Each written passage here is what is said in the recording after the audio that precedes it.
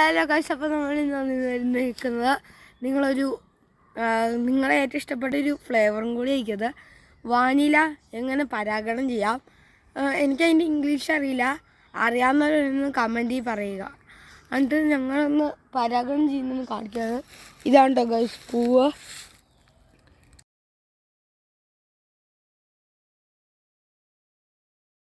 Guys അപ്പോൾ ഇതൊന്ന് കീറണം പൂവ്, എന്നിട്ട് ഞാൻ തുറക്കണം.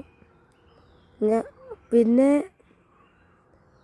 ഇതൊരു അറേന്ന് എടുത്തിട്ട് അതിൻ്റെ പൂമ്പൊടി അറേന്ന് എടുത്തിട്ട് വേറൊരു അറയിലോട്ട് എടുത്തിടണം.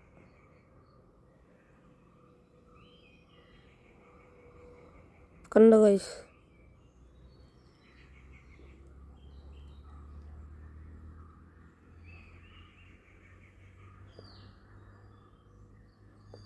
പൂമ്പൊടി അടിപ്പോയി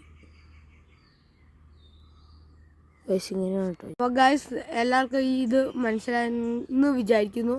അപ്പോൾ എല്ലാവരും സപ്പോർട്ട് ചെയ്യുക, ലൈക്ക് ചെയ്യുക. ഓക്കെ.